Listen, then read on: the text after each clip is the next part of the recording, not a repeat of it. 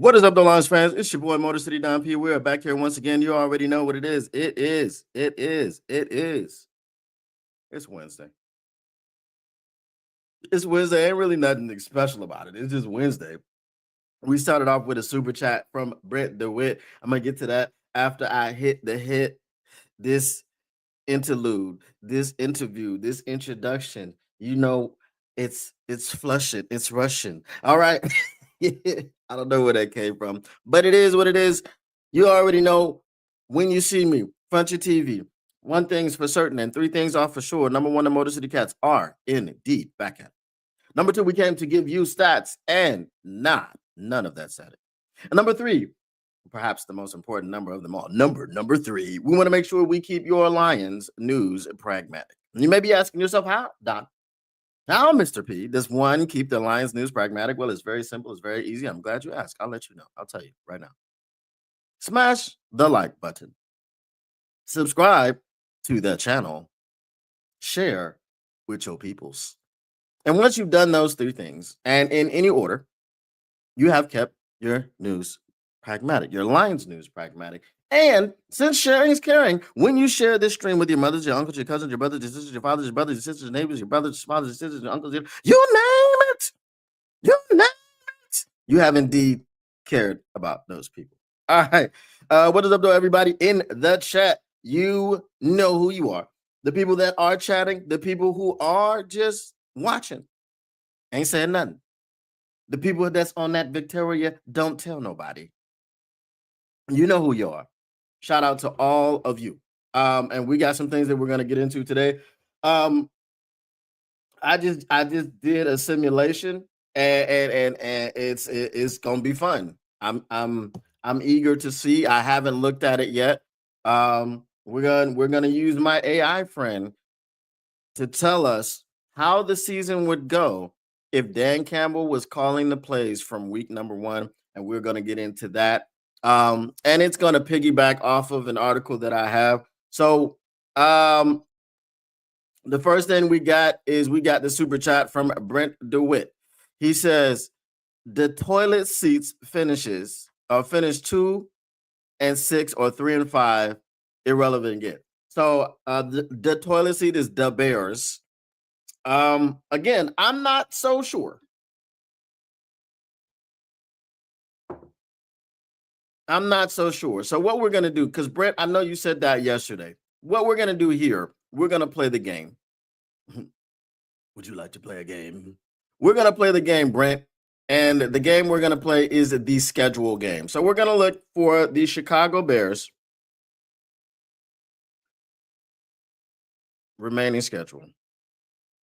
So 2025 schedule. All right. And we're going to be completely unbiased here. I'm not going to see them playing the crappy, poopy Raiders and say, oh, that's a win for the Raiders. I'm not going to do that. All right.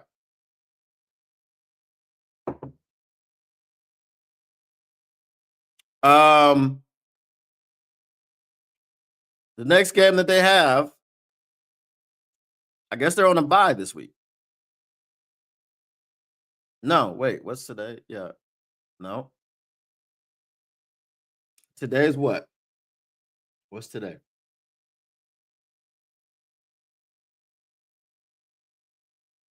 They're not on a bye. Okay. So they got they've got the Vikings. And are they at the Vikings? I think they're at the Vikings. Hold on, let me see. Yes, it is US Bank Stadium. All right, so we know what happened with the Chicago Bears. The first game of the season when they played the Minnesota Vikings, I think it was Sunday Night Football or whatever the case may be, and the Minnesota Vikings came back and they won that game. But I will say that was some Matt Eberflus type stuff where the Chicago Bears of last year with Caleb Williams would just figure out a way to collapse. I think that by hook or by crook, that whether it is their own grit and determination that Osama bin Johnson has established over there, changing the culture of things, because no doubt they don't go 6-3 to this point and be tied with the Lions as far as record wise. They're not tied in the NFC North, but they are second in the NFC North. Okay. They are second in the NFC North. I don't think you get to that point of second in the NFC North when you've been in the basement for the last few years. I mean, really, like with the last 5 or 6 years, they've been in the basement of the NFC North. You don't get there without a culture change. You don't get there without a mentality shift. This Chicago Bears team is better than what we thought they would be at this point in the season. The Minnesota Vikings team is not good.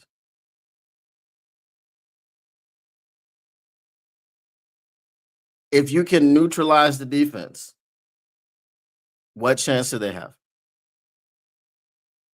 JJ McCarthy and the Minnesota Vikings put up 27 points against the Detroit Lions. And guess what? JJ McCarthy had 140 yards passing and 12 yards rushing. He accounted for 150 yards of offense from the quarterback position. They didn't put up 27 points because they're good. They put up 27 points because they were getting the ball in advantageous situations. Fumbles, turnovers on downs, special teams, big returns, all these things. A lot of short fields. JJ McCarthy didn't do too much.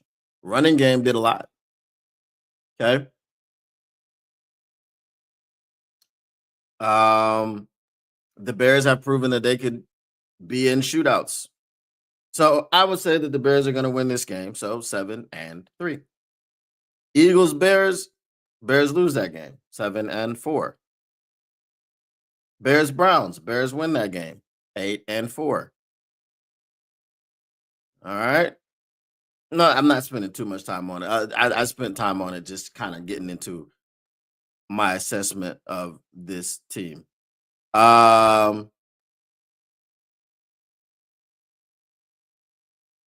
Okay, I skipped one. Okay. Bears, Steelers. We want to say the Steelers. That's a toss-up. Steelers haven't looked great. Aaron has on day, off day, on day, off day. I don't know. That's a toss-up. Let's just say the Bears do lose that game. Okay. So what did I say? Whether they now? I got to go back because I messed up. Okay.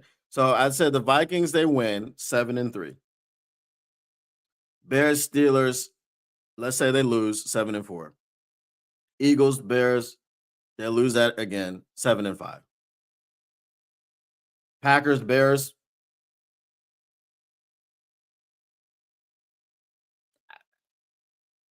I mean, Packers, Bears. What have we seen from the Packers, who are third place in the division? Might add, but still could go 17-0. Is this? It's possible, right? I'm gonna say the Bears beat the Packers. I again. Okay. Now there's this little pissing match. Matt LaFleur is gonna be really, really angry and really because Osama bin Johnson talked that talk when he came across. I don't know why he did that. Maybe he just really thinks that little of Matt LaFleur, and maybe he thought he was the one to pick on. And to his credit, Osama bin Johnson's credit, he's probably right because Matt LaFleur is a baby back bitch. So let's say the Bears win that one. All right, 8-5. Cool. Bears Browns. Bears win 9-5. Bears Packers. I don't think you get it twice. I don't think they're going to sweep the Packers. So 9-6. 49ers Bears. I say Niners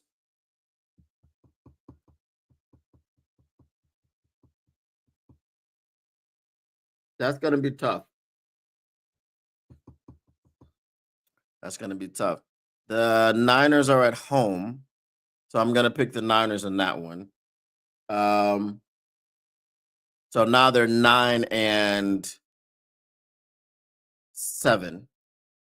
and then the Bears Lions. I think the Lions win that game. So 9-8. Um,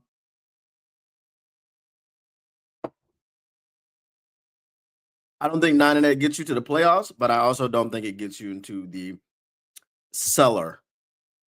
So you may be right. They may not. They may not. They may finish 2-6. I don't think they finished 2-6. 3-5 is what you got, and I got 3-5 as well. Okay, I don't think they're going to be irrelevant because if everything shakes out the way that it's going, they may finish above the Packers. Who knows? I don't know what the Packers are going to do. It's again, it's possible the Packers could turn it around, or there are questions of if the Packers are going to make the playoffs, and it's legitimate questions. I'm just saying. All right. Let me get to y'all's comments because I know I got a lot of them, and I'll get to those before we really get started on this Detroit Lions stuff. The season starts now. Everything is about the playoffs and winning a Super Bowl. Yes, facts. Word. All right. Lions are getting healthy exactly the right time. They have started the clock for DJ Reed and some dude who's only going to play 2 more games this season anyway. So I'm not even going to mention his name. Getting Reed and Kirby back is huge. Facts. What up, Robert Stevens? What up, though, Mr. Morale 313? We have an even shot at the Eagles. I wouldn't say we have an even shot. I think we would have a much more than even shot. The Eagles are favored by what, 1.5 points at home. You get 3 points for being at home. So that means that Vegas is not even confident that the Eagles will beat the Lions at home. What up, though, Will Murray? Our head coach, Dan Campbell, is like the attending doctor. His offense needed attention. Losing to Minnesota 4-5. He should maybe call the plays, talk with the squad. Great insight. Great insight. I think Dan Campbell has already said he called the plays.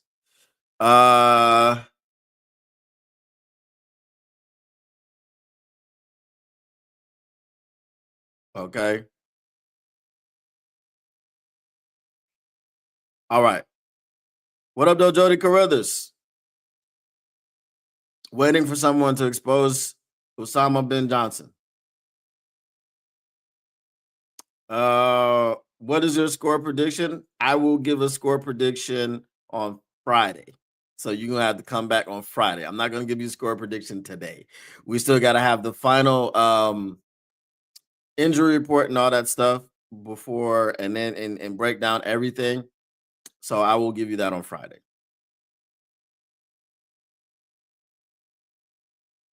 All right. We got it. All right. So today we are talking about the Detroit Lions, the Washington Commanders, the offense as led by Dan Campbell.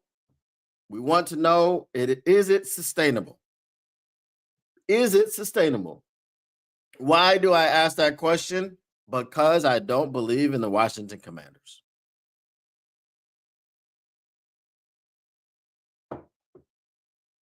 And it may be time for a little bit of cold water. But I want to make a point. And I want to make it just because. This channel, Motor City Cats, I think we were among I'm not gonna take credit for being the first because I didn't watch everybody else's channel. So I'm not gonna say that and then someone be like, I was the first. Okay. This chat was among the first to notice that there was a problem with this offense.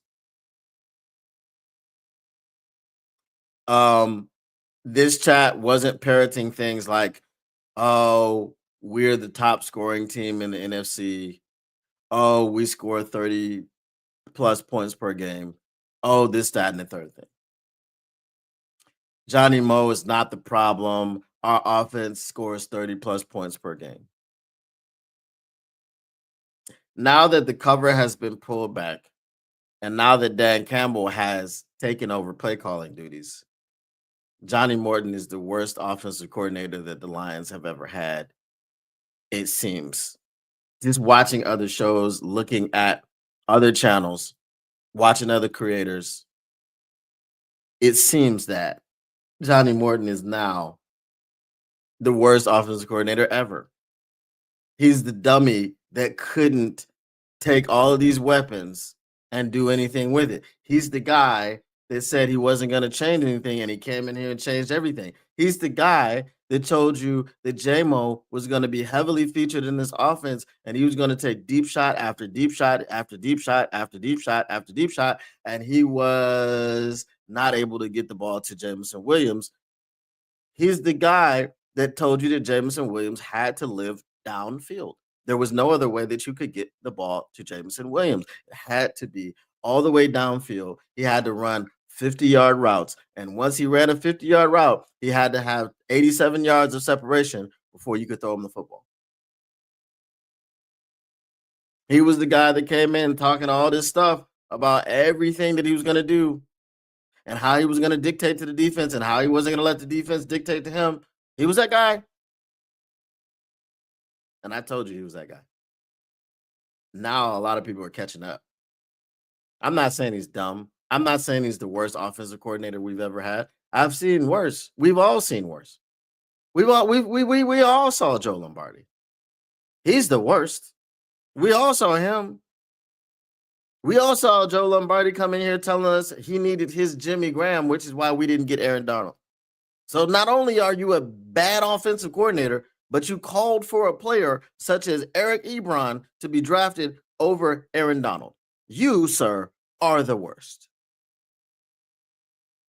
The totality of what you did to this team in the very short time that you were here, you, sir, are the worst. Johnny Moe's not even a close second. The reason that Johnny Moe is a bad offensive coordinator for the Detroit Lions is because he couldn't do anything with all these weapons. That's why. Okay. So I just wanted to point that out because, as I said, I was saying it when it wasn't popular to say. I was saying it because I was looking at it and not just listening to numbers. All right. Let's move on.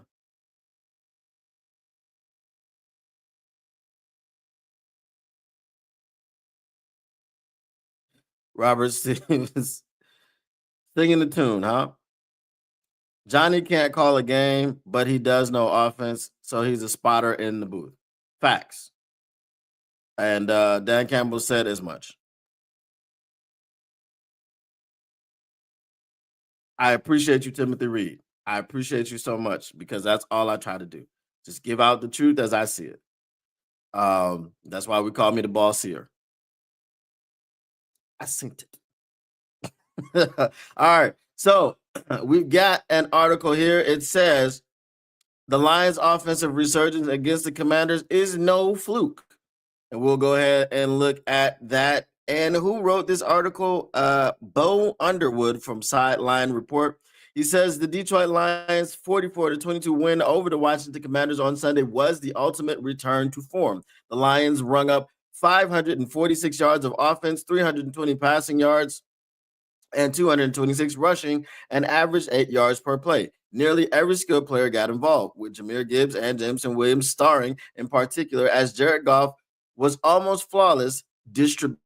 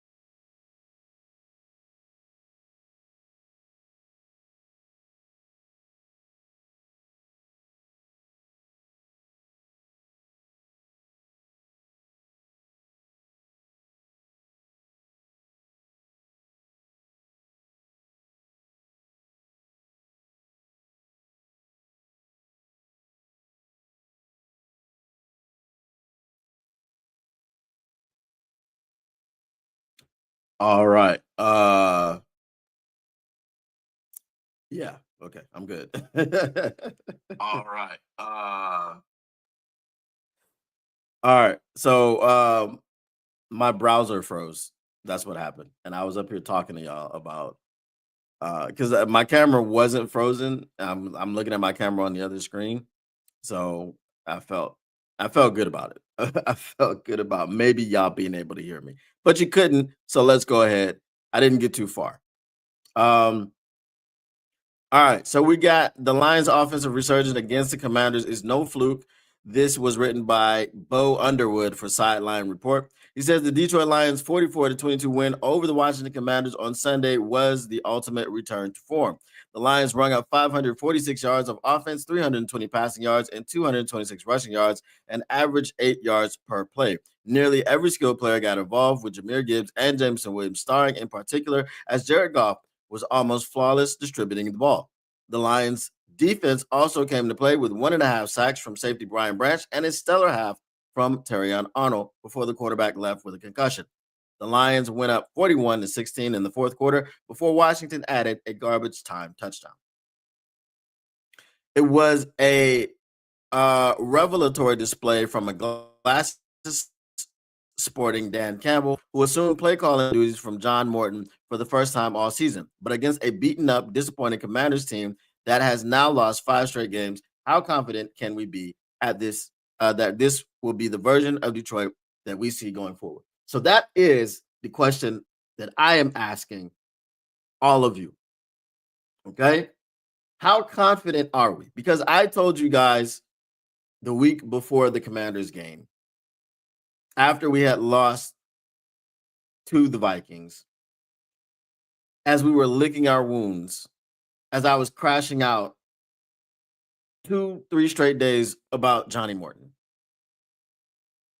I told you guys I didn't want to see anything from there was nothing we could learn from this game. We better put up 40 and we better not beat them by some silly ass score like 24-21. And that's not what happened.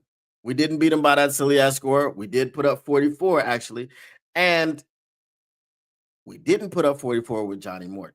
See, Johnny Morton wasn't allowed to come in here and redeem himself as he shouldn't have been, because he shouldn't have failed the way that he failed, and he shouldn't have said the things that he said after failing that way. It's your fault. It's not mine. Look, I have no fault in this. I call perfect plays. My offensive line doesn't protect my quarterback. That's why we sucked. Okay. So when we saw that, we knew that he wasn't going to be calling plays in some capacity. We felt that some people said he should be fired, some people, but there was something about that that stunk. There was something about that that did not jibe with the Lions culture, not from this regime. Dan Campbell and Brad Holmes and Sheila and Chris Spielman and all, not from here. You don't do that here. Okay, cool. But when I said you couldn't really learn anything from this game, is because the Commanders suck ass. They're terrible, right? They talk, they smell like 2 packs of ass. That's what you talking about. It stinks. Okay. But here is an opinion. And I'll see if I agree with this opinion or not. And you guys can tell me if you agree with the opinion or not. It says Lions offensive explosion won't be an anomaly. This is not the same Washington team that handed the Lions a stunning 45-31 loss in the divisional round of the playoffs last year. They did not hand us a stunning loss. They were given a loss they were given the W by us giving them the ball 5 times and not taking it from them once. That's what happened. They didn't hand us anything. We gave it to them. Okay. All right. Just because I had to make that clear yesterday, and I want to make clear the language today. Okay. They were without star quarterback Jayden Daniels, wide receiver Terry McLaurin, and both starting defensive ends in Dedrick Wise and Dorrance Armstrong on Sunday. The Commanders haven't won a game since October 5th and have one of the worst defenses in the NFL. The unit ranks 30th in the NFL in estimated points added overall and 31st against the pass. They've surrendered the most passing yards in the NFL and the fourth most rushing yards. Okay. So now these are obviously these stats are coming in after Sunday because I gave you the rankings before Sunday. They weren't 30th in anything. They were 29th in some things, but they weren't 30th or 31st in anything. So obviously, after giving up 500 yards plus, they they dropped a few pegs. All in all, not a bad defense for Campbell to call plays against for the first time since 2021. It was just, let's try something a little different. Campbell said, look, I know what I want to do. I know how I want to do it. Now, that being said, this is a collaborative effort. Now, I was taking input from John Morton that whole time and the other coaches. Okay. Taking input doesn't mean listening. I'll take your input, but that doesn't mean I'm going to put in your input. You feel me? I'll take your input and I'll put your input in my pocket. I'll take your input. I'll put your input in my pocket. I'll think about using it later. But right now, I'm calling this plays. Okay. Okay. All right. So, of course, it was a much better matchup for Detroit than Brian Flores' Vikings or Todd Bowles' Buccaneers, but the Lions were so efficient and utterly dominant that a performance like this just can't be explained away by who they were facing. To an extent, I agree with that. And this is why I said that the key is, if the Detroit Lions can be that efficient, if the Detroit Lions can execute in the same way that they did, maybe they're not getting the yards. Maybe they're not putting up damn near 600 yards against the Philadelphia Eagles defense. But maybe they get you 400. Right? Because if they can remain balanced and the offensive line can protect the way they did and open up the holes the way they did, the way they had not done all season, really, with Johnny Morton calling plays, protections were off, miscommunications. What did I tell you guys when I was refuting the claims of being 30 points per game? What does it look like? It looks difficult. I said that all season, right? It looks difficult. It looks hard. Oh yeah, we got 30 points that game, but it was difficult. We had to scratch and claw for everything. Nothing looked easy. Nothing was being put in place to facilitate everything that we did.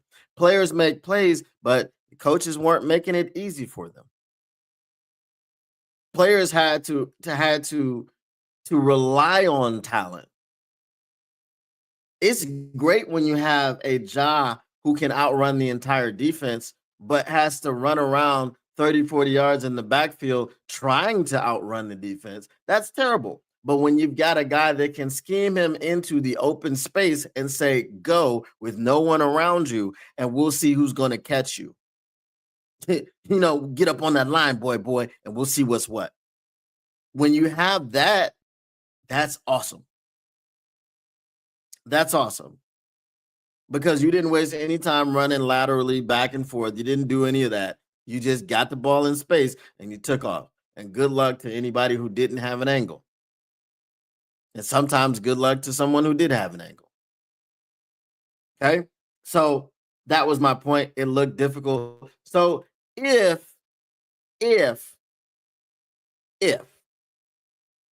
okay,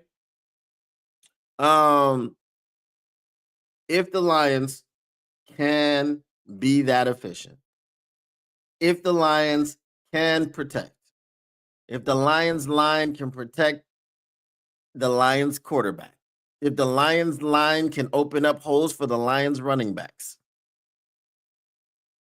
at a consistent basis, the way that they did against the Commanders, you're not going to explode for 500 plus yards every week, but you are better suited and I'm not going to read the rest of this article because he's talking about EPA and all this other stuff and all these advanced analytics, which I don't care for. Okay, that's my point. I don't care about an EPA. I don't care about none of that stuff because what does it look like? All right. So let's get to y'all's comments and then we will get to our little simulation that we have. Yeah, I was. Some of the most successful head coaches call the offensive plays MCDC fits the mold.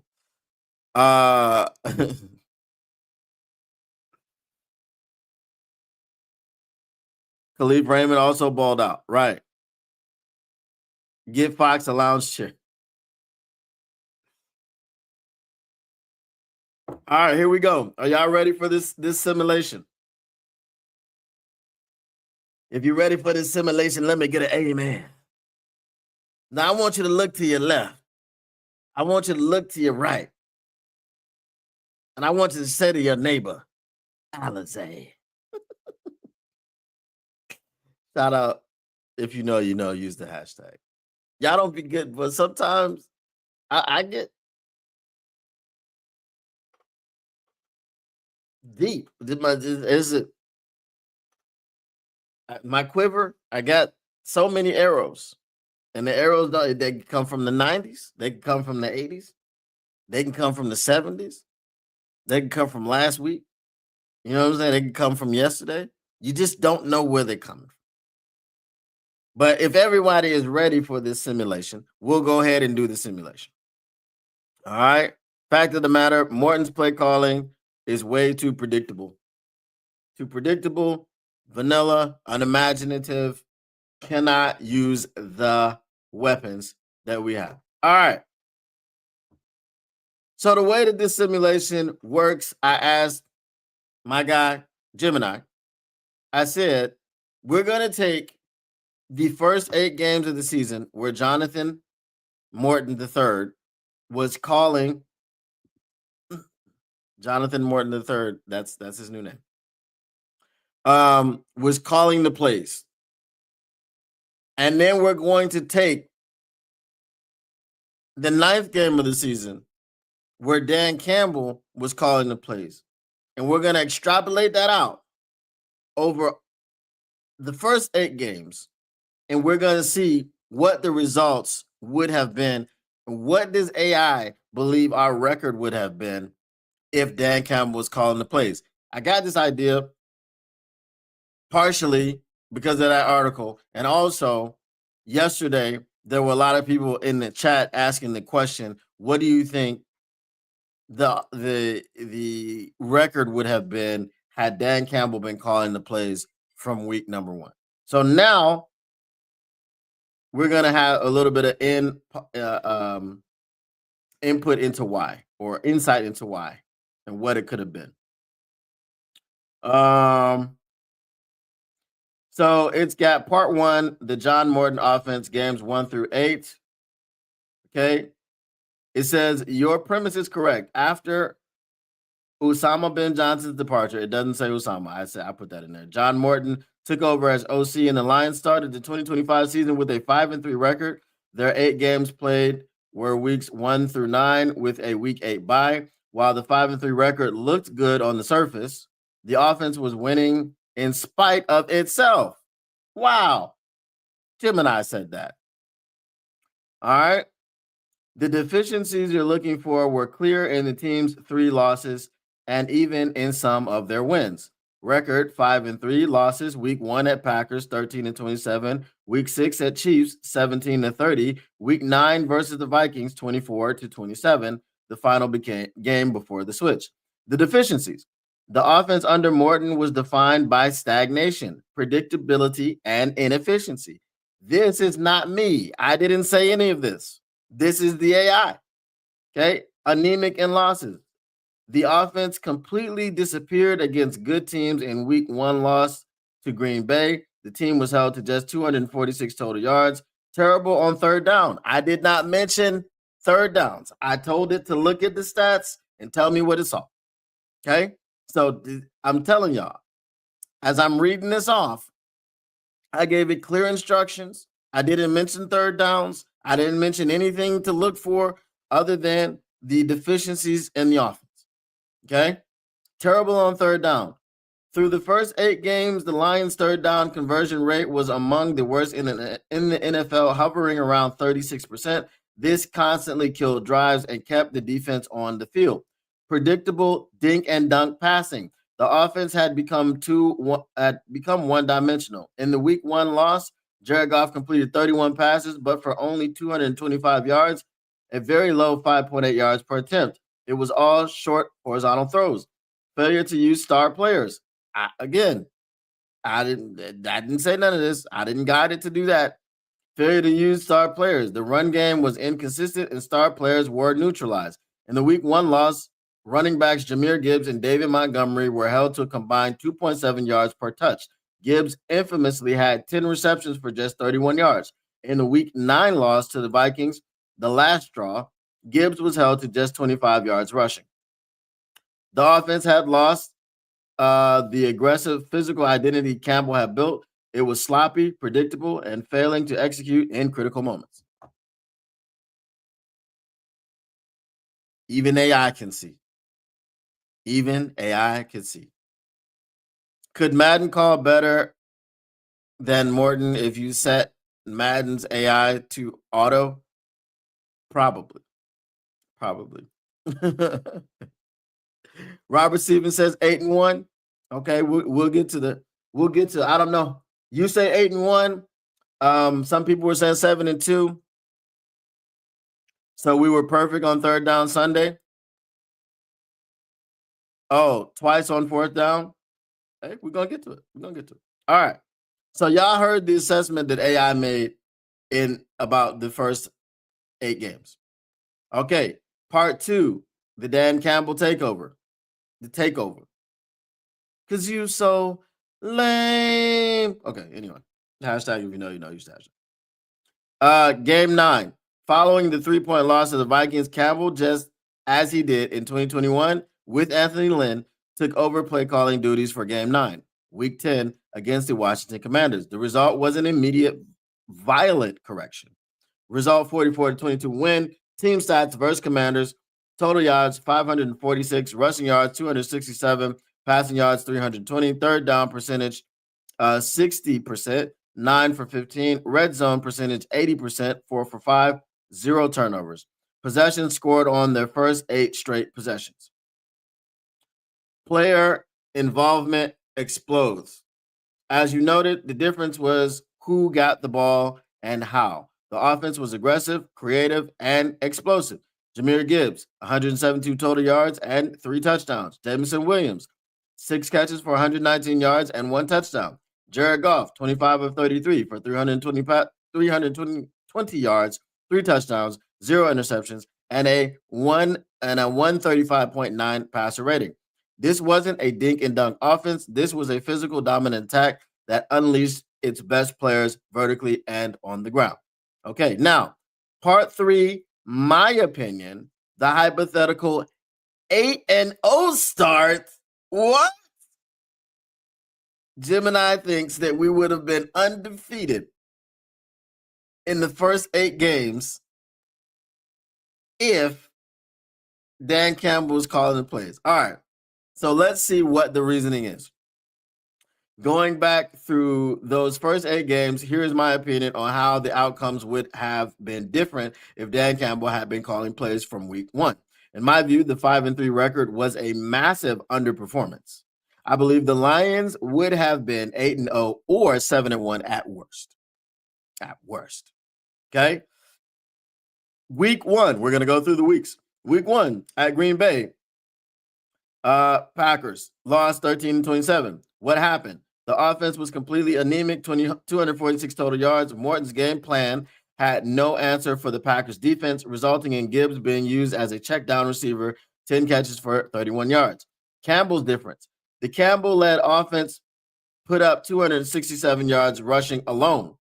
We would not have abandoned the run or settled for horizontal passes. His aggressive physical style would have attacked the Packers defense, and it's highly unlikely the offense would have been held to 13 points. Verdict, likely a win.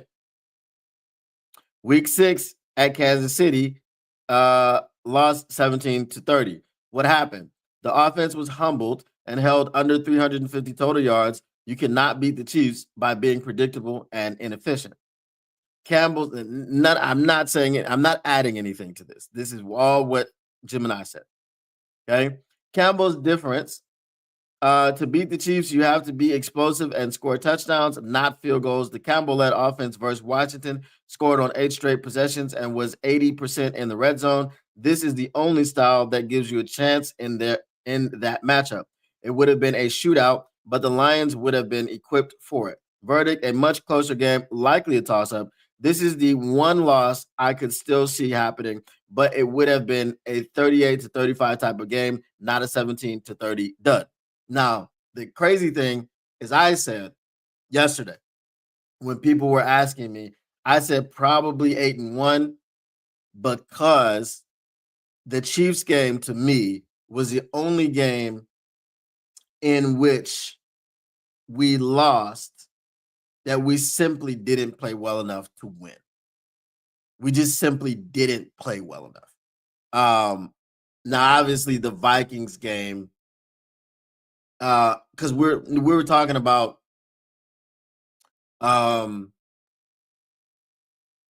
obviously in the Vikings game, we actually still could have won that game. We had an opportunity. I feel like the Chiefs were it was the only game where we didn't have an opportunity to win, is what I'm saying with our play. All right, week 9 versus Minnesota Vikings, lost 24-27. What happened? This was the most unforgivable loss. The defense played great, holding the Vikings to just 258 total yards, but the sloppy and predictable offense couldn't capitalize. Gibbs was a non-factor, 25 rushing yards, and they lost by 3 points. Campbell's difference. Campbell's first game as a play caller featured 172 yards from Gibbs. This loss was a direct failure of offensive scheme. With Campbell calling the plays, there's almost no chance an offense this talented fails to score more than 24 points against a defense that gave up that many yards. Verdict, definitely a win. Okay? Now, the Packers game, it said likely a win. The Chiefs game, it said it's a toss-up. But if it wasn't a win, it would have been really close. This one said definitely a win. You definitely beat the Vikings. I like Gemini. Gemini knows its stuff. All right, the Lions 5-3 start was a classic case of team being held back by its coordinator. The moment Campbell took the reins, the offense reverted to its true dominant form. Do you guys agree with that assessment? Do you agree with Gemini? Do you think that Gemini is right? Do you have other opinions? Let me know.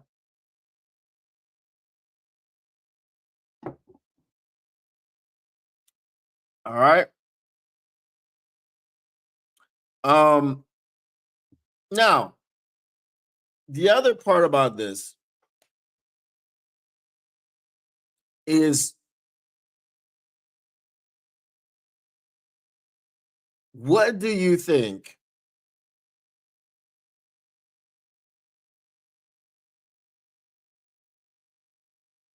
in your opinion? Okay, I'm asking the chat. What do you think it has to look like versus Philly offensively? What do you think it has to look like versus Philly offensively for us to win just based off of the offensive performance? Because we're not really talking about the defensive performance. The defense hasn't really been the problem all season. The problem has been that the offense hasn't been matching what the defense has been producing. So what do you think it has to look like in Philadelphia for this offense to do enough to score enough points to win? MCDC played as a tight end. Tight ends need to know everything in an offense. You can see it in his play calls. Played here when we went 0-16. He has a real feel for the game. These are facts. We've been saying the same things as Jim and I all week.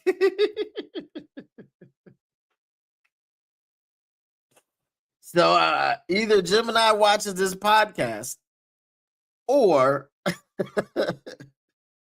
it was clear as day. So why did it take Lions fans 9 weeks, some Lions fans, 9 weeks to say, you know what? Yeah, Johnny Morton does suck. Why did it take that long? Jim and I looked through this stuff in 3 minutes and was like, hey, yeah, not very good. Not very good at all. Um, that's crazy. That is rather crazy. So what do y'all think? Philly's going to be a tough matchup. Okay? They've got a good defense. Their defensive line has been rebuilt. They got those two monsters in the middle, Jordan Davis, Jalen Carter. Now they've got Jalen Phillips coming off of the edge. You got Cooper DeJean and Quinyon Mitchell. Okay. So you got your slot corner and you got your outside corner. Quinyon Mitchell is probably going to be tasked with guarding Jameson Williams. Now, Quinyon Mitchell is fast.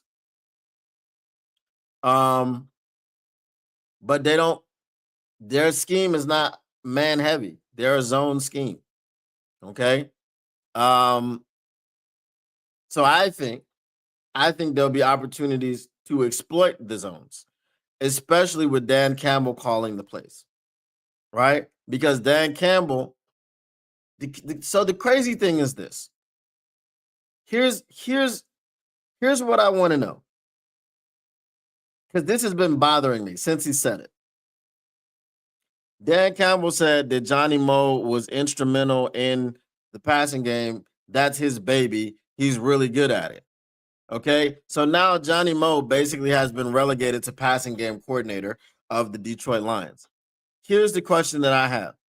If the pass game is his baby, if he's so good in the pass game, if he's been a pass game coordinator, because he has. Back last year when Bo Nix was a rookie, he was the pass game coordinator for the Denver Broncos, and Bo Nix had a great rookie season. Okay, especially passing the football. So if he's a passing game coordinator, why, when he was the offensive coordinator for the Detroit Lions, were his routes so crap? This is I've been wanting to know the answer to this question. If you are a passing game coordinator, you cut your teeth passing or coordinating the passing game. Why don't you know how to layer routes? And why did route layering just become a thing when Dan Campbell started calling plays? Were there plays in there with layered routes and Johnny Morton was just like, I'm not throwing those. We're going to the deep route section of the play calling sheet? Is that, I mean, is that what was happening?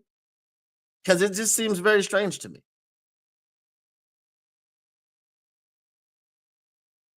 So back to what happens with that zone scheme. There are going to be people open in the spots, and I think the Lions are going to have to be comfortable throwing into spots. I mean, you can throw a comeback in a zone 10 yards down the field if you have the time, if you're being protected. Okay? The difficulty I think this offensive line is going to have is because those two dudes are directly in the middle. They play next to each other. Jordan Davis is 6'87", 937 pounds. Okay. And Jalen Carter is a big dude too. And they are going to be pushing on Tate Ratledge and Graham Glasgow and Coyote. They're gonna be pushing on them. They're gonna be pulling on them. They're going to be bull rushing them. They're going to be swimming them. They're going to be doing all types of things. Can they stay upright and keep Jared Goff upright? That is the question. That is the question.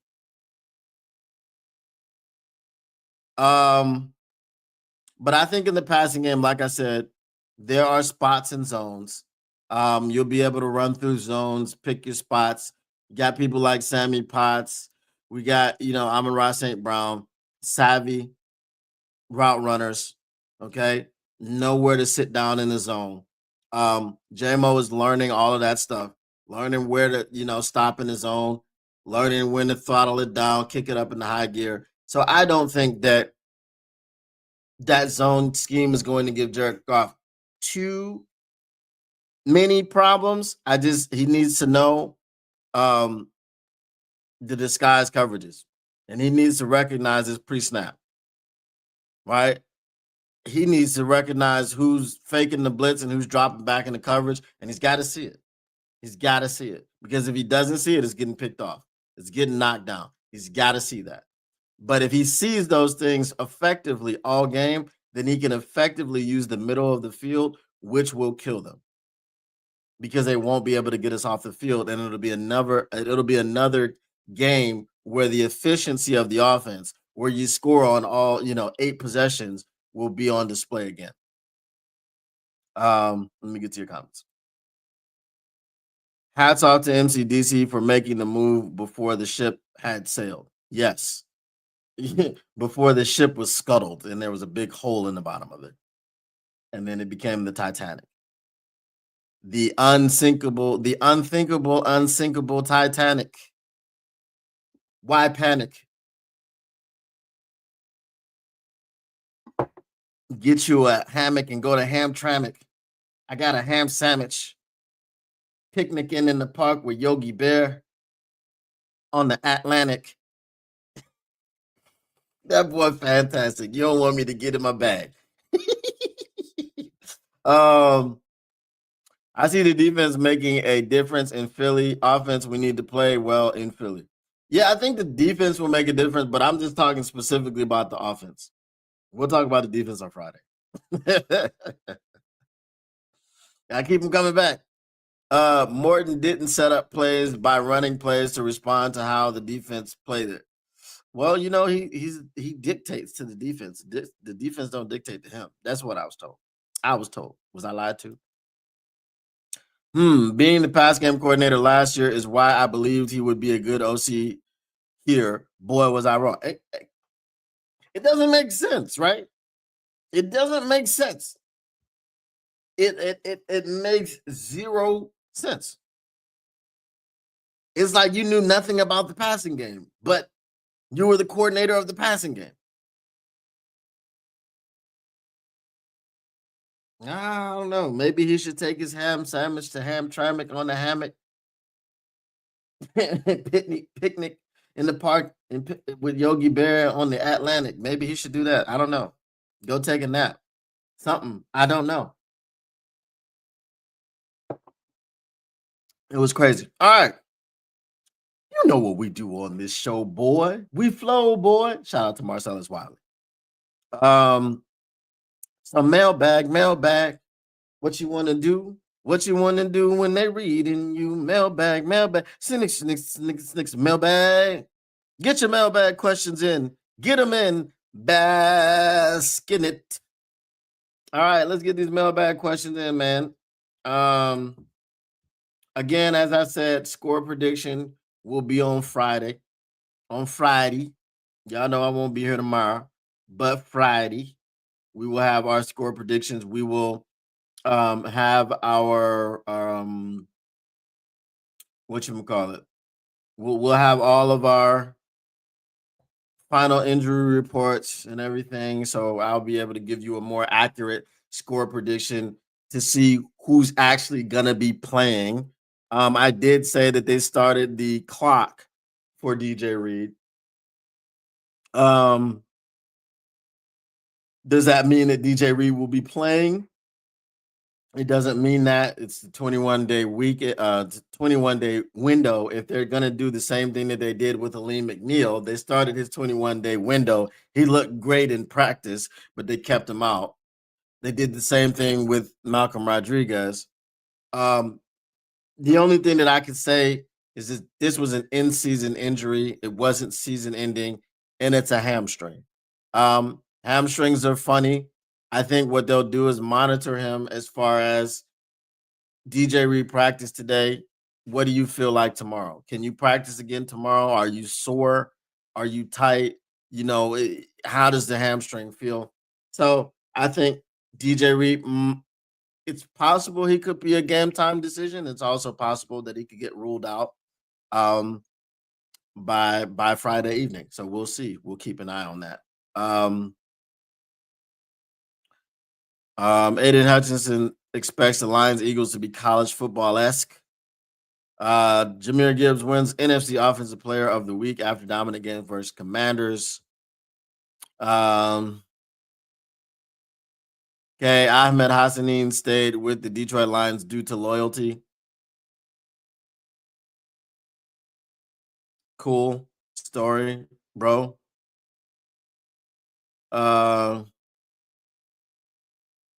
Everyone is weighing in on Dan Campbell taking over.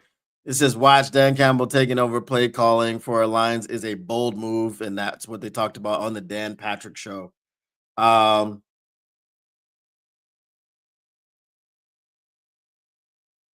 Let's see.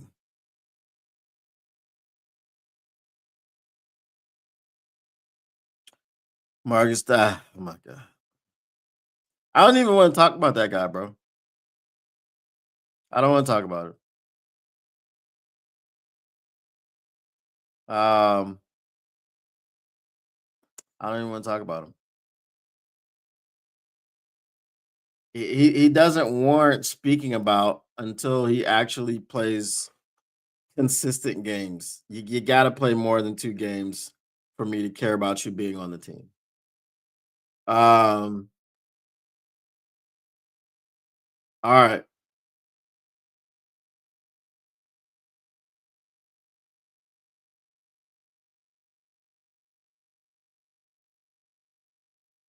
This is crazy.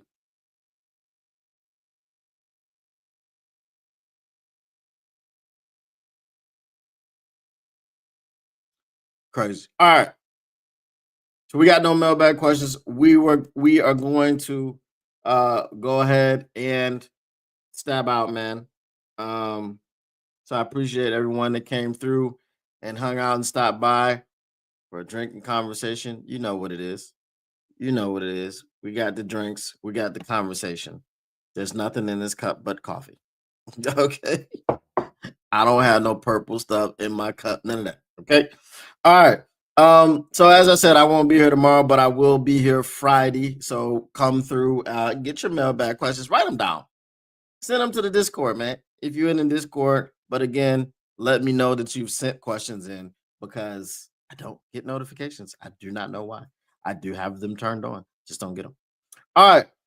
Once again, the Motor City Cats are indeed back at it. We came to give you stats, not none of that static. Whatever you do, make sure you keep your Lions news pragmatic, and we are out. Peace.